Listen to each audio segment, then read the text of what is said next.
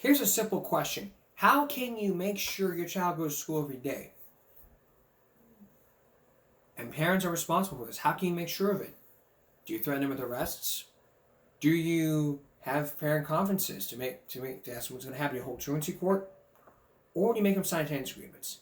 If you said attendance agreements, truancy court, you are correct. As for arresting parents, that's for other states to decide. But Iowa is like one of the strictest states that tackle truancy. And tonight, you're going to meet a mother who was threatened with arrest back in 2011, right after her twins were born prematurely. That was why she had to miss so many days of school. But what happened next would even stun the county attorney. Here's Alexander Stone. Sherry Holmes' kids are up bright and early, headed off to school. But it's the days her youngest kids haven't gone to class that got their mom in trouble. Nobody cares more about my kids' education than me. And for them to tell me that I'm not doing my job as a mother. Holmes has been arrested at least 3 times because the Council Bluffs Community School District says her twins have missed too many days of school. They just happen to get sick often. Holmes' twins were born premature. And even now in middle school, she says they are prone to getting sick. So why jail for their mom? Each school district in the state of Iowa is responsible for setting their own guidelines as to what is considered a truant child.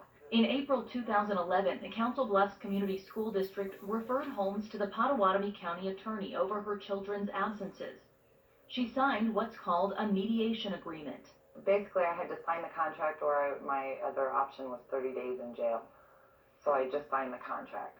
And under the terms of that contract, the county issued an arrest warrant for Holmes after her 2 youngest missed a combined 31 days during the next school year. Last spring, another arrest. This after the 2 children missed a combined 7 days. They're taking my parenting ability away by telling me what I have to and have to not do. Holmes thought the challenges were over. Last August, a judge threw out the charges that led to her most recent arrest. The ruling called the mediation agreement unenforceable, but the county attorney's office says the agreement is still in place. They're never really willing just to close that door completely. Assistant County Attorney Don Landon says the judge's ruling applies only to Holmes' arrest last spring, and not the agreement she signed back in 2011. The Council Bluffs Community School District declined an interview, but says it believes the agreement remains valid. No one we spoke with outside the district seems to have an idea of how these agreements should be enforced. The Iowa Department of Education doesn't monitor them and has no record of how many exist. All that leaves parents like Sherry Holmes wondering whether she'll have to worry about jail the next time her kids are sick. I'm just fed up with the whole thing because it's just not I'm not on the contract anymore. I have a court order that says I'm not on the contract. Reporting in Council Bluffs, Alexandra Stone, KETV Newswatch 7. Holmes' lawyer says their next step would have to be suing the school district. The Potawatomi County Attorney's Office says it received 134 referrals from the school district in 2014. Here's one thing 134 reports. What about this year? We probably won't know. Push this back a bit. But we all have to understand, these attendance agreements had to be signed. Remember one case to where these parents had to sign an attendance agreement? That was after all these years that their children were allowed to miss a bunch of school. Think about this. This happened back in 2005 and went on for over 10 years. Over a decade. These parents allowed their kids to miss so much school. What was the excuse? Well, we didn't have a working alarm clock. That was what one parent said. And believe me, if my child were to be going to school, when I'd be going to school, I'd find out why, what's going on, and how to solve the problem here. Not just simply go, okay, you're not going to go to school today? Okay. Go do what you want. We have to get our kids back in the classroom, because if we don't do that, lots of things can happen. Bad things can really happen. I mean, if you don't do your homework, that's what can happen to you. I mean, just do your homework. Don't just look at this headline. I mean, Look at all these comments. Well, they were turned off. But I bet you guys are going to be commenting on this video going all like, well, that's what the mom gets. I mean, this is America to where you're required to go to school, but you have the option to do healthcare. It's like, what's like competition? It's like, what do? Do you go to school or do you not go to school? Every time you deal with an issue of truancy, no one even raises the common sense. That common sense should be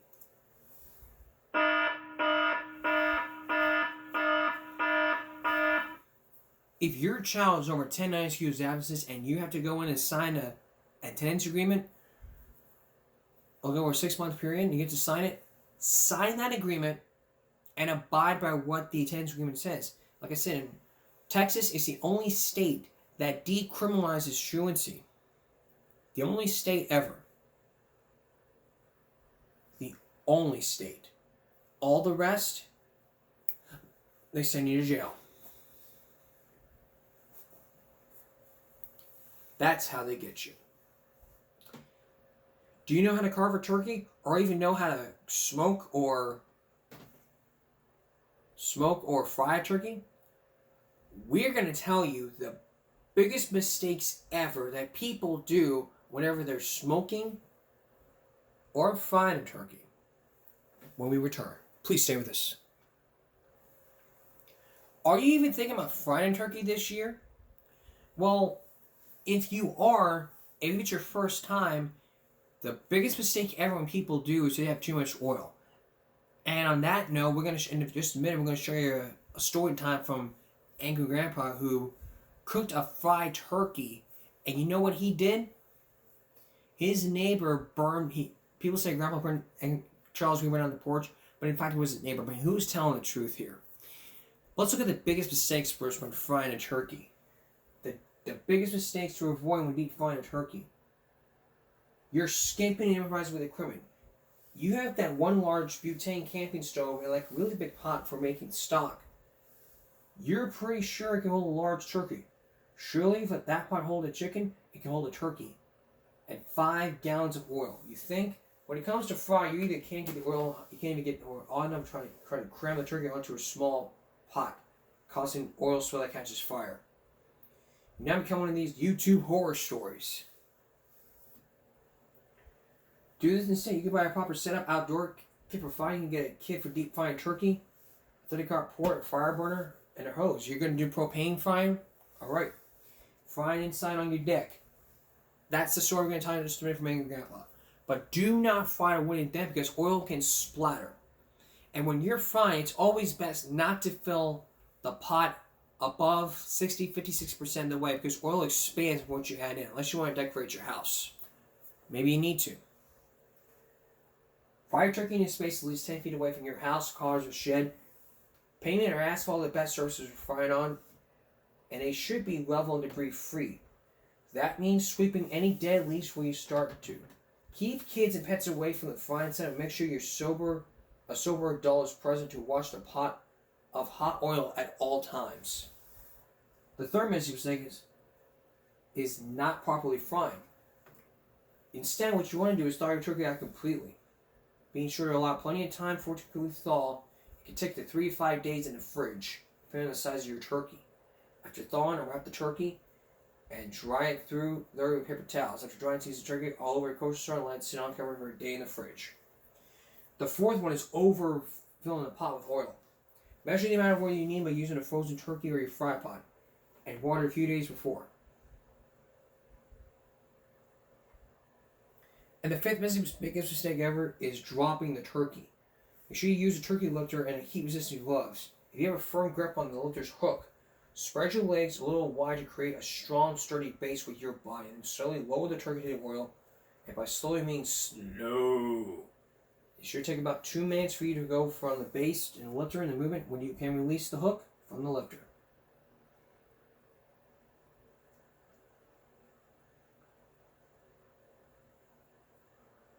Now, how do you safely deep fry a turkey? Well, the tools you'll need is a master-built cold-wheeled turkey fryer for like $100. Or you can get a fryer turkey kit for $195 on Amazon. You can also get a Gas One B5150 outdoor cooker, $60. You can also get a King Cooker 30-quart stainless steel turkey pot package, $91 on Amazon. You can also get a quart aluminum pot and basket, $74. You can do an outdoor gourmet poultry stand lifter at Academy for like $7. A deep fry thermometer for about $13. And a propane tank, 20 pounds, $60. If you have all those, you're ready to deep fry it. Now, the beginner's guide to the deep fried turkey goes a little bit something like this. Let's go to the safety tips. A 30 to 34 quart deep fry pot is perfectly sized for a 12 to 15 pound turkey. Determine how much oil your specific pot turkey need. You take your turkey out of the freezer to thaw. Grab the deep fryer part and we'll experiment. Just get a pot and then fill the turkey up with water. After you remove the turkey from the water, you just Sharpie to mark the height of the water.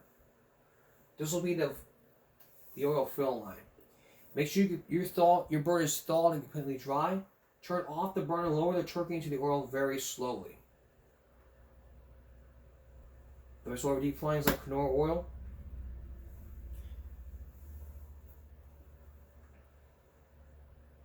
I mean, how long you take it for?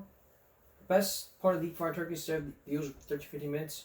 A fried turkey takes just three and a half minutes per pound. 10 fried turkey will take this 35 minutes. 12 pound will take 42 minutes. Deep fry till the total temperature reaches 165 degrees.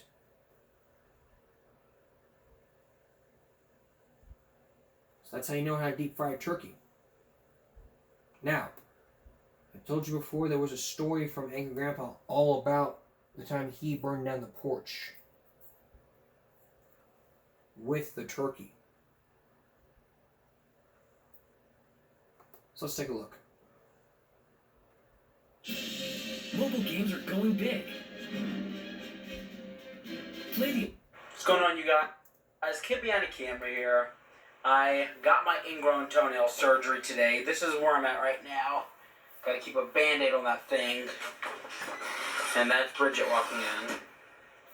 So, I promised you guys today that I would tell the story about how we almost burned the house down on Thanksgiving. So that's what I'm gonna do. So, it was about 1999. We lived in Columbia in a nice little house. And Dad, big genius he is, decides he wants to make 3 turkeys that year. He wants to make the Cajun, he wants to make your typical turkey, and he wants to fry a turkey. Now, we've never fried a turkey before, and I don't think he knew how to do it, as proven by the result. I love fried turkey. Thank you, Bridget. I love fried turkey. So, Dad decides, first he has his little burner set up and he has a pot sitting on there. They decide to fill the pot all the way to the top with grease. That's your first step. I assume it's got to be halfway or something. You can't have it all the way to the top. So they let it go on, and now it's smoking. So Dad decides he's going to leave it heating. And about 45 minutes has gone by. The damn pot is just smoking. And we're like, oh, hold up, Dad. You better do something quick. He goes, oh, no, I need another good 15 minutes. That's a lot of grease in there. So we let it. Now it's black smoke coming off of it. And he's like, okay, now it's ready. This guy drops the turkey into the pot, burns the shit out of his hands. His hands are all crazy. Ah! Starts boiling over. There's a flame at the bottom of the contraption he's made on the porch. And now all the grease all over the porch. The flame catches it. Fires everywhere. All over our front porch. My sister Kim is underneath, like an idiot. She's underneath the porch with a pot trying to catch grease as it drips all over her face and arms. She's screaming. She's burning the hell up. The porch is on fire. The fire department shows up. So the fire department comes up, they're laughing their asses off at us, putting the fire out. The neighbors are all out looking. The whole porch is just black, and the grass around the porch is smoking. Luckily, the house didn't catch fire. They got to it. The fire department got to it before that could have happened.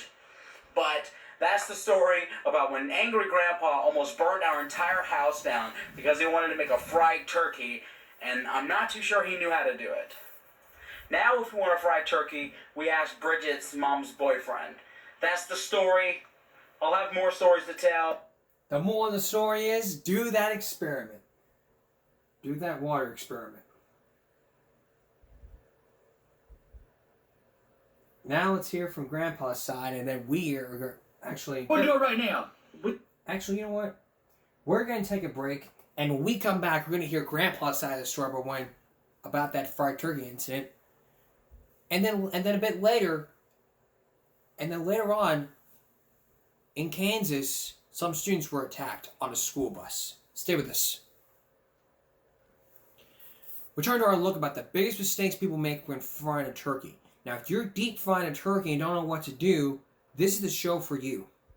Because a lot of people make the biggest mistakes ever by filling the pot way up to the top of grease, dropping it in, not having the necessary tools that they need. Let's hear from Grandpa's side of the story. And now, we could just do it. I want to hear this story again.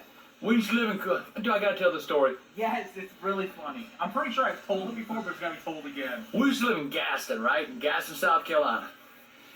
And I had a friend named Steve, and he was staying with me a little bit. He was an alcoholic. He was an alcoholic. But anyway, he was gonna fry a turkey. So we went and got the pots and everything, you know, and put it out on the deck like this. And we put it right here, you know, and he turned the goddamn fire on that goddamn oil. Number one, we use vegetable oil. So we got that fire rolling, you know, and I'm saying, you reckon it's ready yet, Steve? Nah, it ain't boiling. So Steve, you've had it burning here for 30 minutes, man. Something's wrong, it's starting to smoke. It ain't boiling, man, it ain't ready yet. I said, well, let's try it. Oh, goddamn. So he rammed that son of a bitch up the goddamn turkey's ass, you know, and put that son of a bitch boy and stuck it in the pot. All of a sudden, that motherfucker went boiling over every motherfucker, all over my porch. Goddamn fire every motherfucking where. So, damn neighbor done called the fire department, man. We hear sirens. Oh, goddamn Kimberly, she crawls under she don't want to see the fire drip down off the goddamn porch. No, that's not what she did. She was trying to put fucking fires out, dude. Anyway, there's fire on the porch. She was trying to put it, but goddamn, about ready to drip in her fucking head, stupid bitch. Goddamn old Captain Burrapot, man, he said, put a goddamn lid on it. You couldn't get close to that motherfucker to put no goddamn lid. That motherfucker, I mean, that fire was rolling. You thought it was a goddamn house fire the way it was going. Goddamn, all these volunteers pull up and say, oh my God, oh my God. I said, oh my God, fuck, put my goddamn porch out. Goddamn, here come the fire. Next thing you know, man, they found that they threw the lid on that man and got it stopped, right? So they take the pot and they take it out to the yard in a bunch of pine straw. They take the goddamn lid off. That motherfucker done lit up again, goddamn pine straw, the whole front yard burning down, the goddamn porch burning down.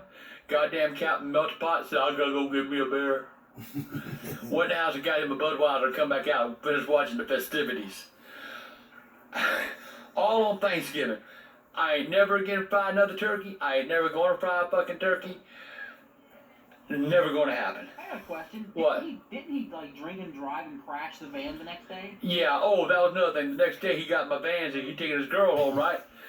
Motherfucker drunk anyway. He took my van and crashed, and the police took him to jail. So I not only had to clean the porch shit and clean the yard, had to go get his ass out of jail the day after that. So, oh God. Anyway, youngins, happy Thanksgiving.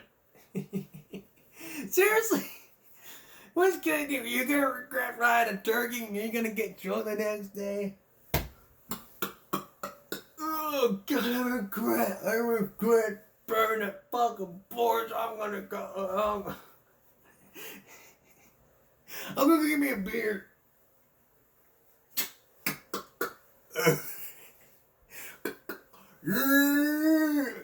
Burn it.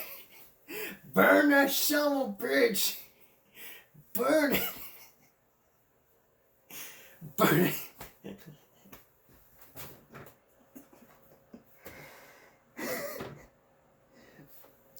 Burn that son of a bitch down.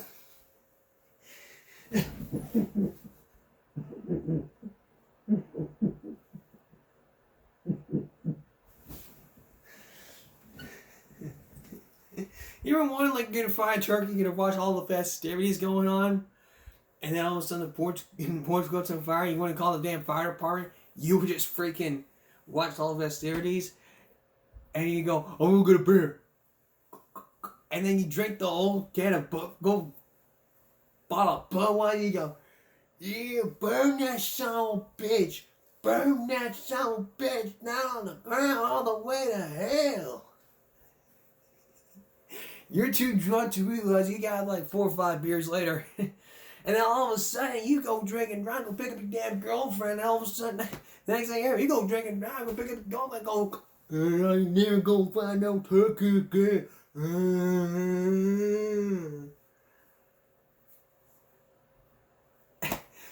Johnny, I don't know what happened to me. I took the bed, picked up my girlfriend, and now I'm drunk. Go bail me out.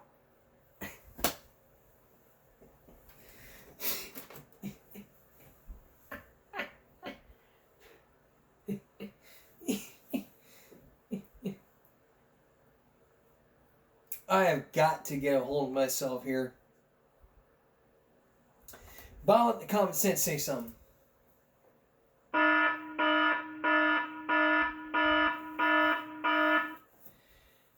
If you're gonna fire turkey, follow some instructions. I'll have links in the description below of some stuff that if you want to learn how to cook a turkey, we'll put links in the description below as well as on the newsletter at givemeabreak.substack.com. You also find some safety tips and some stories that you may see. You will also find some safety tips about how to fire a turkey. You also see a tip on the stories that I've showed you, and you also see a video of how to carve the turkey. I would show it on here, but I'll get copyrighted, and I'm not going to have that on my conscience. I want to tell you, I never fire turkey, but if I wanted to, I learned how to.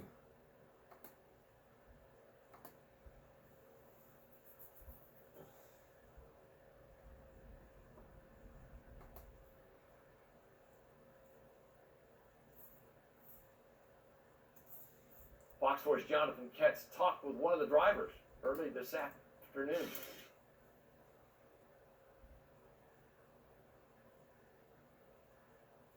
All right, let's take it down to Kansas City, Missouri. That was where adults are accused of attacking a Kansas City area student on the bus. On the bus. This happened at Hickman. And the Hickman Middle School District bus driver says parents are starting to get more involved in fights that begin student confrontations. When we see videos like this on YouTube, it's more like break up the damn fight, put down the damn camera, and go help out. Yes, you may be attacked at some point, but when you're attacked, you will learn.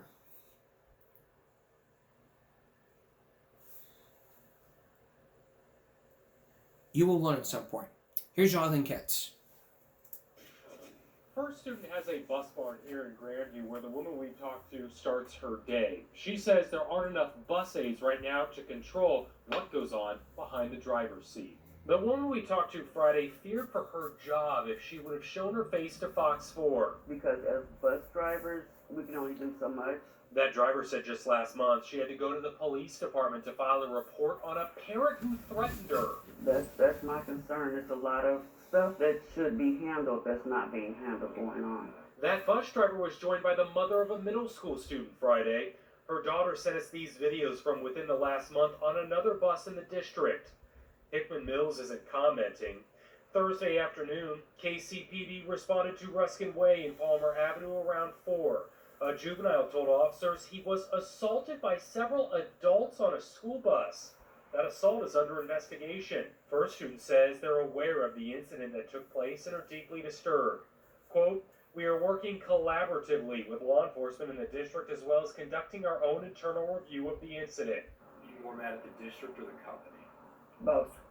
I feel like Hickman Mills District is not doing anything about the fighting, the bullying, the disrespect, and I feel like the bus company is not doing its part either. First Student calls themselves the largest transportation provider in North America. Their U.S. headquarters is in Cincinnati, Ohio. They bought out the Cass County-based Apple Bus Company just last year. In Grandview, Jonathan Katz, Fox 4, working for you.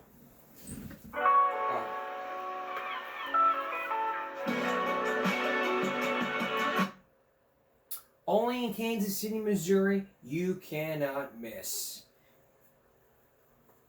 And you won't miss. And if you didn't miss it, you can rewind it and watch it again. Or watch it backwards. Depending on one of the two. Depending on one of the two. But if I saw something like this, I would just take that damn camera and I'll take that damn camera and just throw it away and say, hey, do not film. Go over there and help out.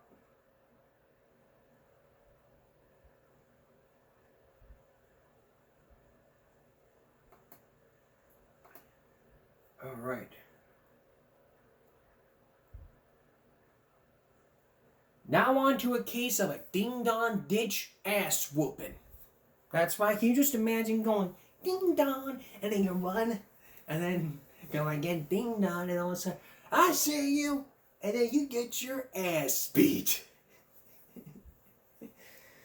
This ain't like a Chris Rock show on HBO where how not to get your ass kicked by the police. No, this is probably different. Yeah. I would not call it ding dong ditch beat down. I would call it a ding dong ditch ass whooping. That's why it's like ding dong ditch my house again. I will whoop your ass. Take a look.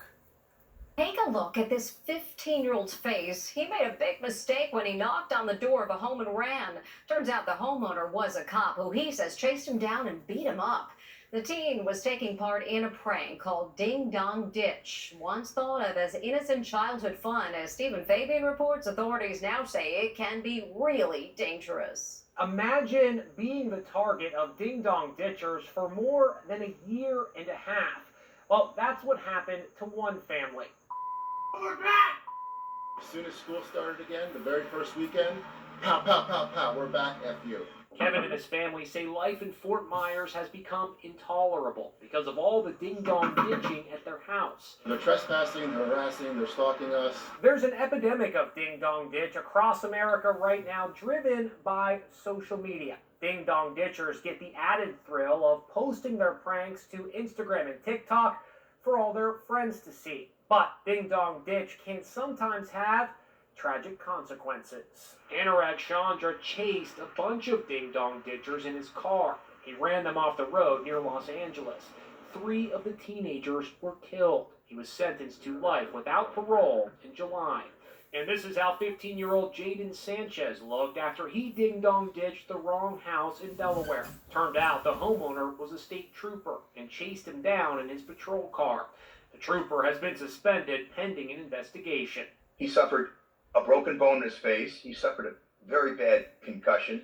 This was a vicious assault.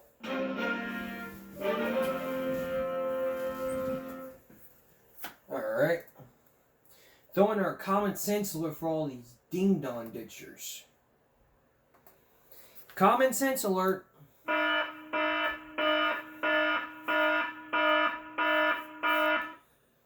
Do not ding-dong ditch. You want to think it's so funny to go and then run? It's not that funny. Let me show you an example. Let me show you an example here without the beat down.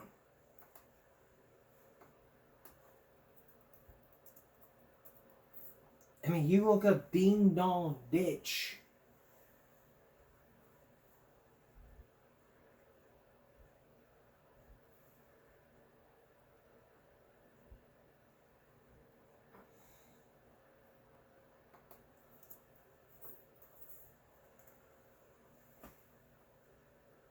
I mean, it wouldn't been, this would have been like this. Mobile games are going big. Clash of Clans is... Let's fix this. Alright guys, here we go. We're walking up to the house now.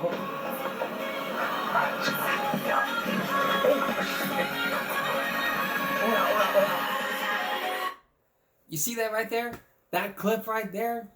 Let's play the whole. Let's play that portion of the of that clip.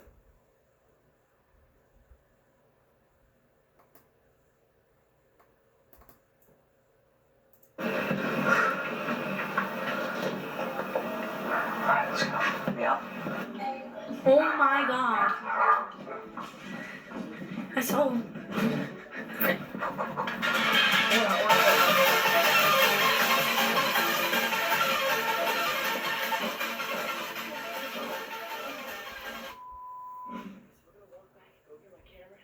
Behind the bricks, probably wait there for a little bit, and then try to sneak myself back inside. That's what I'm gonna do right now. Yikes.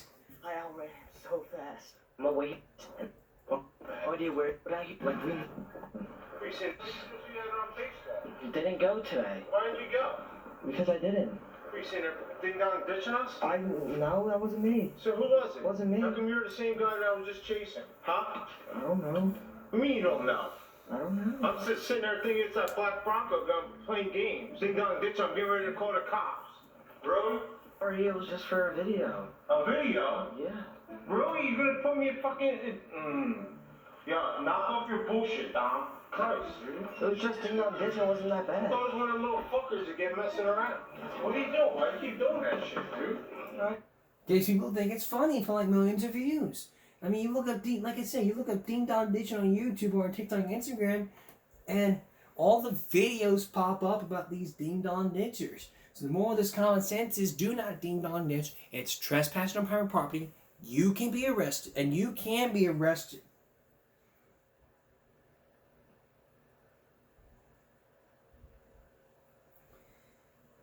You can and will be arrested unless... You can and will be arrested.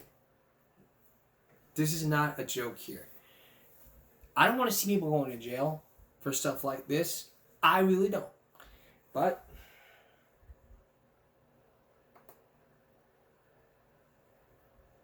Hello and welcome. But if it did happen, I wouldn't even be here.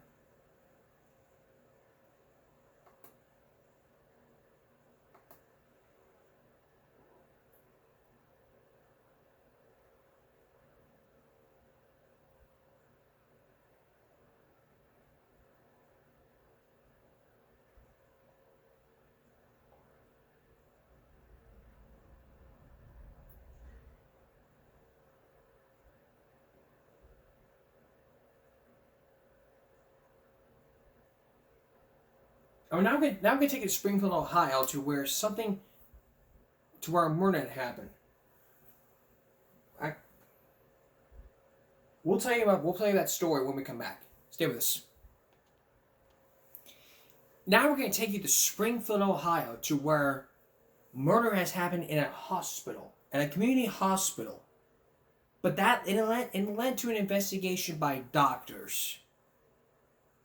But that investigation you're about to see could be leading to allegations, and we probably don't know what else. So I'm gonna let Dayline explain. Here's Lisa Guerrero with an unsolved mystery. It was Friday the 13th, an unusual January day. Investigators unearthed a coffin and wrapped it in police 10-year-old mystery old. But what no one knows is whether it's a murder mystery. Hear about television or, programs or movies, but you don't expect to be living it. It is the stuff of a god novel. Now there's Miss Scarlet in the library with a wrench. Case? It's a case with no fingerprints, no known witnesses, no crime scene left to examine, and a weapon that leaves no marks. But if it is murder, it did leave victims, most of them frail, useless.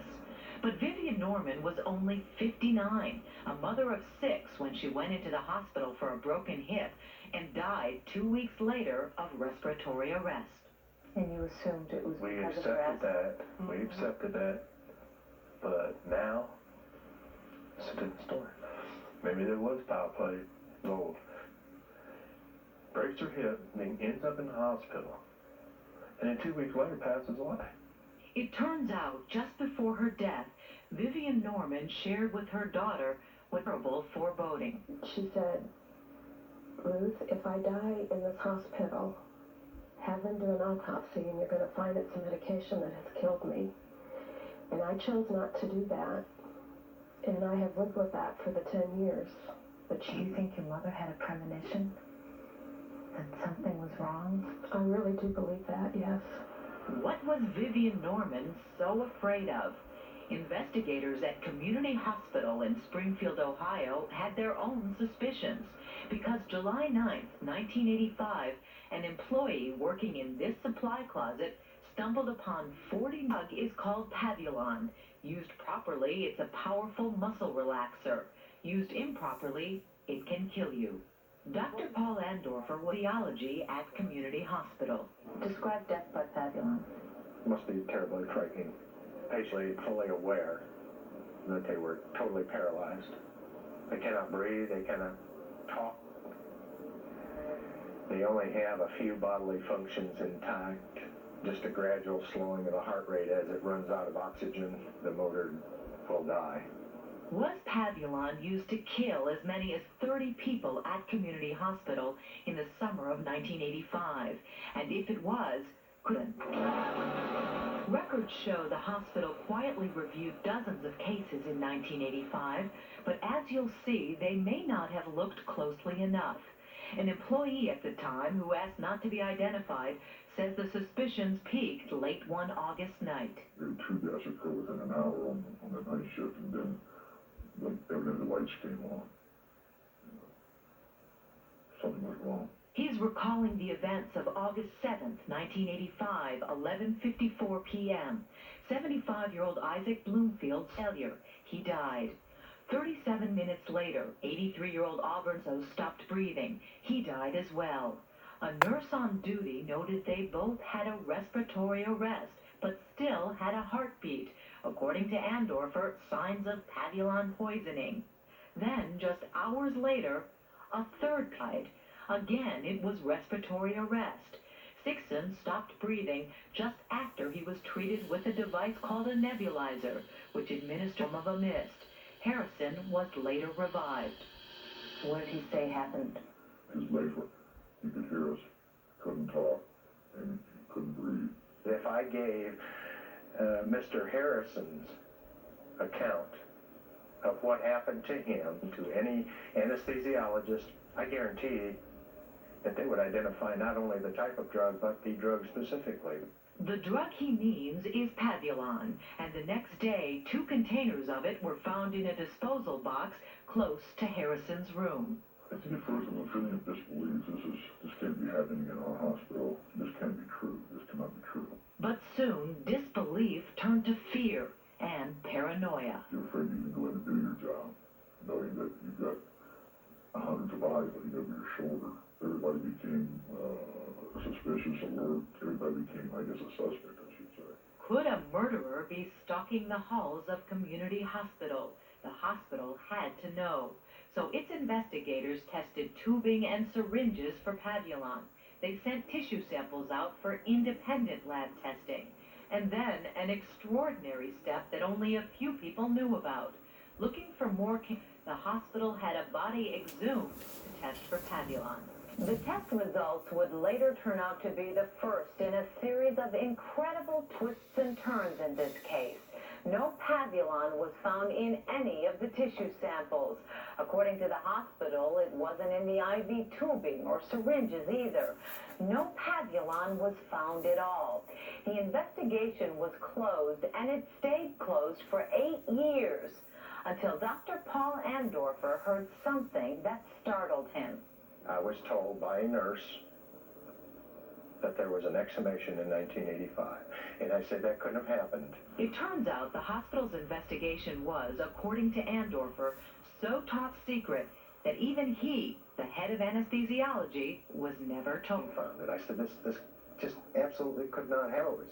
Andorfer insists he never heard about the investigation at all until 1993, 8 years later, just after he left Community Hospital. He started asking questions. I mean, what happened? Why was there a murder investigation? You call it a murder investigation? By definition, an exhumation is a murder investigation. There's no other reason to dig up a body unless it's to put a new interstate in. So 8 years after the hospital's investigation, Andorfer started his own. In fact, he even applied for and got a job as deputy coroner of Clark County so he could subpoena hospital records. He compiled a list of 31 patients, 31 deaths with symptoms he thought could mean Pavulon poisoning. Apparently, these cases raised the hospital at the time, but to Andorfer, years later, it looked like a list of murder victims. The question was, could he prove it? I wasn't trained to do investigations. I'm a physician. You know, at times I felt like Don Quixote, and sometimes I feel like Inspector Clouseau. Eventually, Paul Andorfer's personal crusade and the paper trail he uncovered ended up in the hands of the state's top detectives, Ohio Attorney General Betty Montgomery. As you know, Lisa, this is a 10-year-old case. Very difficult to investigate and prosecute crime. So last summer, the state decided the only way to get to the truth was to test for Pavulon by The first was Doris Tompkins, who died during that strange summer of '85. When the body came back a few months ago, it was positive for Pavulon. So 10 years after her death, investigators had their answer, and the answer pointed to murder.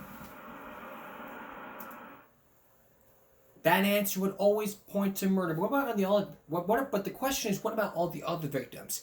Did they test positive for Pavulon? When we come back, more Lisa Rudolph's investigation into when we come back, more of that murder investigation, and the question is, why were so many people being tested for Pavulon during that murder time? Lisa Kerr with a conclusion to our story. Stay with us. Pavulon was a drug being used in some patients. One of the patients we examined. But could this be a murder mystery with no fingerprints at all?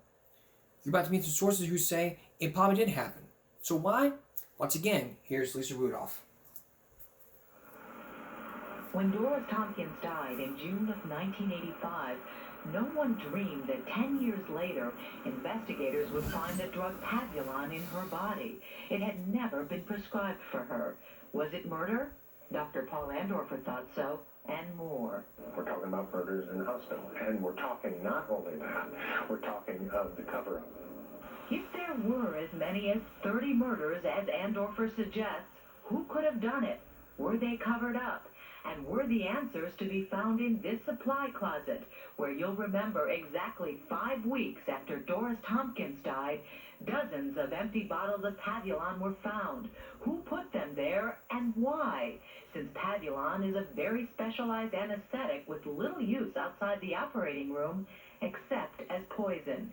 Andorfer believes Community Hospital not only failed to ask these key questions, but intentionally did not answer them. The hospital took tissue samples on 15 patients. Tests came out negative. What's wrong with what the hospital did? They didn't pick the right samples. Just how thorough was the hospital's? Andorfer says they only tested tissue and urine samples from before and after the suspicious deaths, never during that actual time. For example, remember those 2 men we told you about who both died of sudden respiratory arrest 37 minutes apart? The hospital family asked for an autopsy, so it didn't do any. And what about the 3rd man who almost died just hours later? The hospital not only failed to test him, it never even talked to him.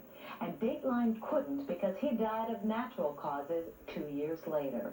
Do you think the hospital is covering up? If, in fact, we determine that murders have occurred, then we're going to have to look very carefully at how did that happen and did anybody else know. But Andorfer and others who worked at the hospital in 1985 believe the hospital not only covered up a crime, but let a prime suspect walk away. That person was a respiratory therapist who hospital records indicate many co-workers thought was involved. Why do people suspect this particular therapist? The deaths were occurring on that shift, which she mostly worked. The shift was 11 p.m. to 7 a.m., the graveyard shift.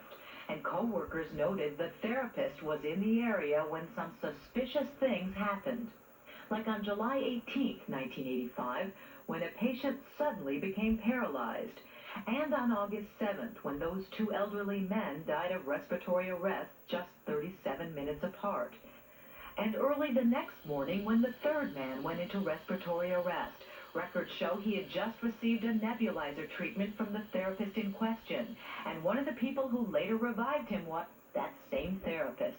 Once the patient went in for an arrest, then she would be the one rushed back in and try to take over. Like she was a savior. Right, right. Are you saying that this respiratory therapist got some sort of pleasure out of going back and saving these people? I'm suggesting that's one of the possibilities. But some of her co-workers thought there was a motive even more shocking.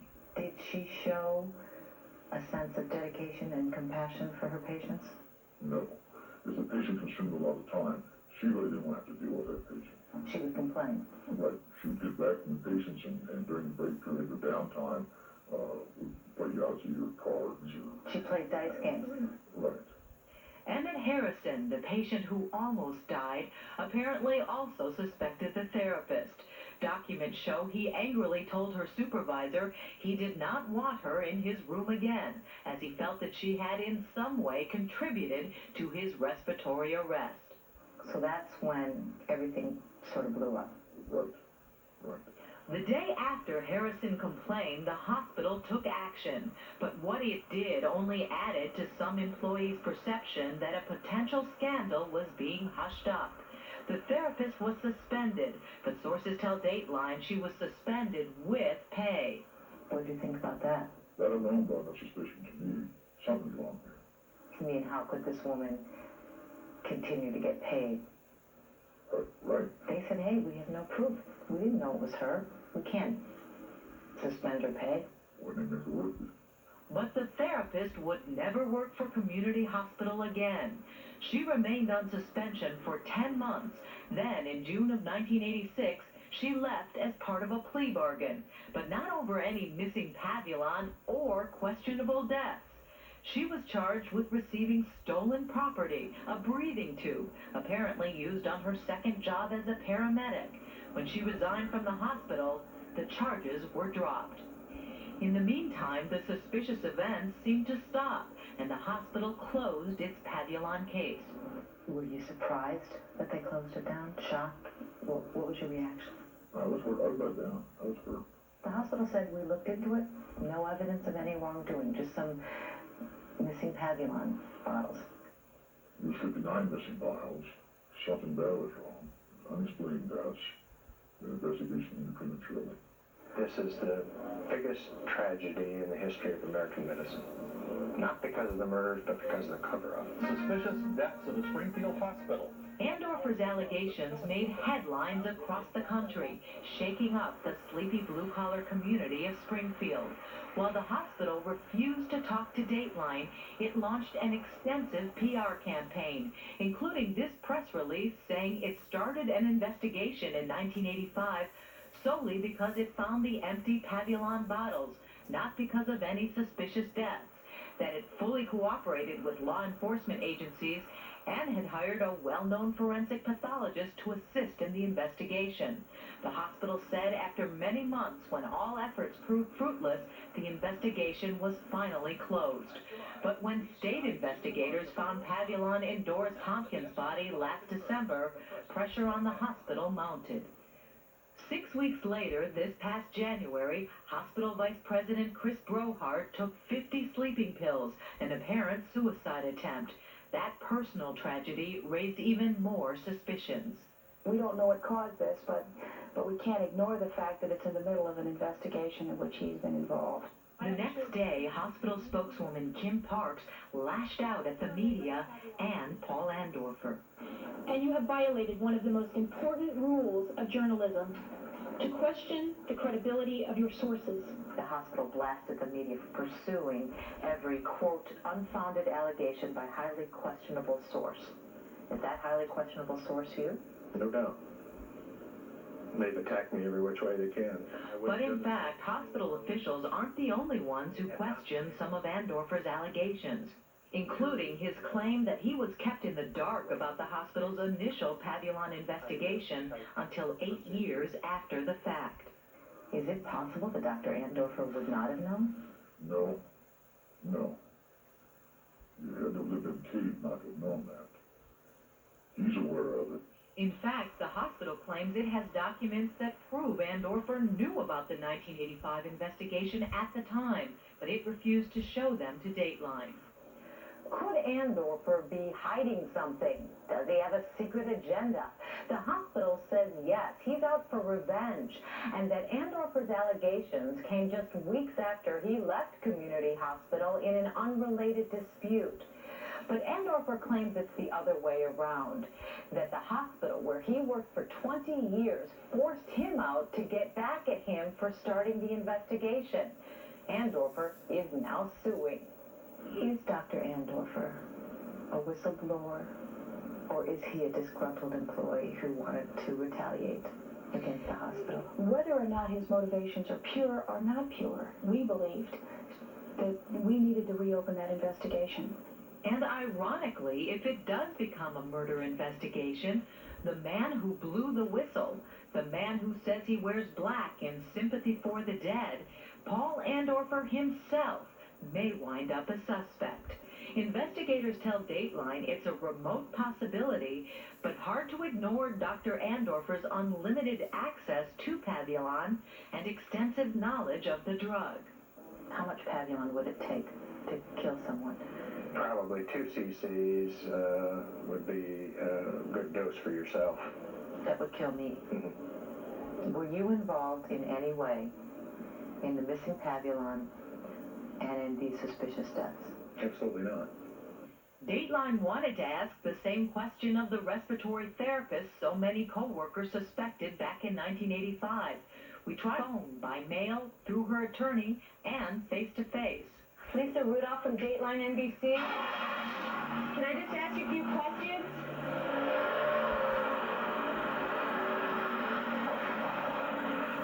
You yourself said that this particular therapist was very unpopular. Could she in fact be a scapegoat? Anything's possible, proving it. I don't feel that's true.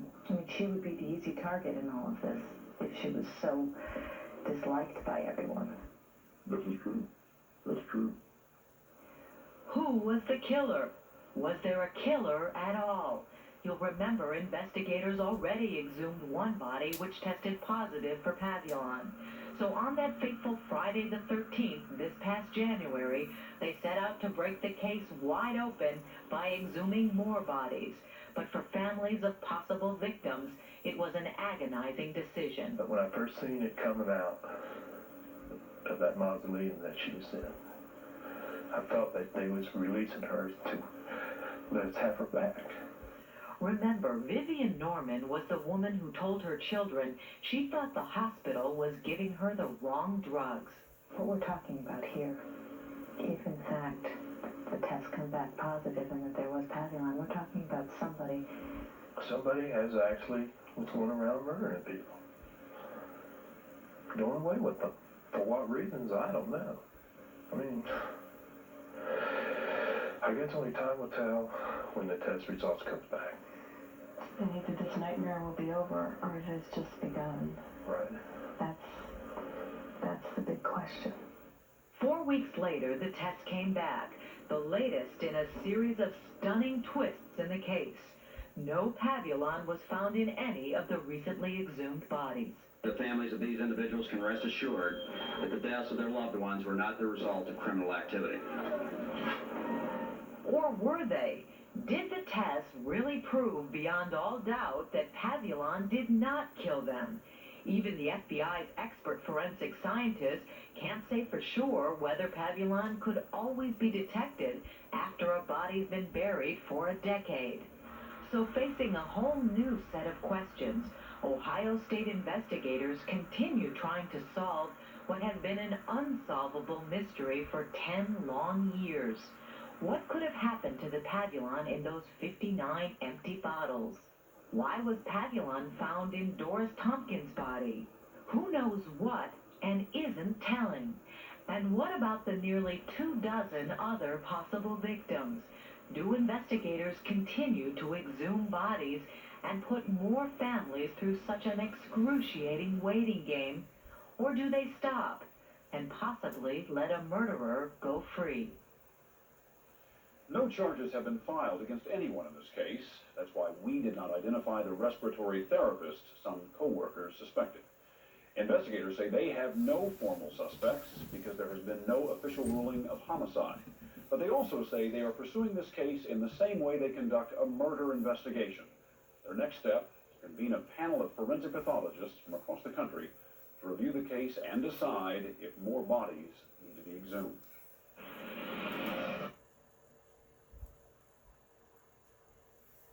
And we'll never know. We probably won't know. We'll be right back. Tonight's Foul Break can be summed into 3 words. Boing, boing, splout!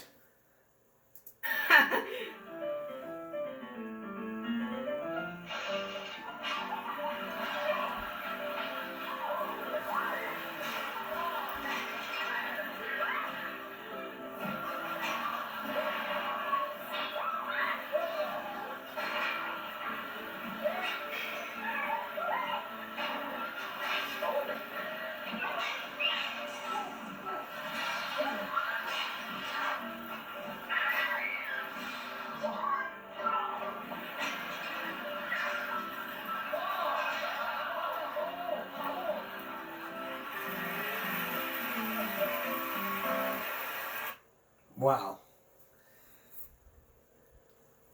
Coming up on Give Me a Break Monday. We're gonna do Tuesday, but I changed my mind to go back to Monday, Wednesday, Friday. It's just Monday, Wednesday, Thursday, Friday, Saturday. Coming up tomorrow. Are you thinking about smoking a turkey? We're gonna tell you the do's and don'ts about smoking a turkey. And possibly we'll do another Dateline story. Probably so. And then we'll probably do another Dateline story. Hello and welcome. Probably one we've done, probably one we've not done.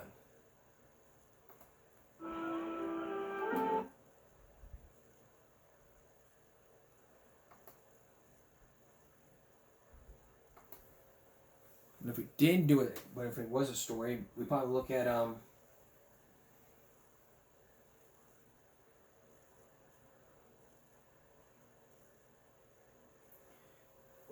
sexual harassment in the workplace from Ford. That story's coming up on Monday. That's all for this District Give Me a Break Sunday going to Monday. We'll see you tomorrow for Give Me a Break Monday. And for all of us here at YouTube and Give Me a Break, have a good night.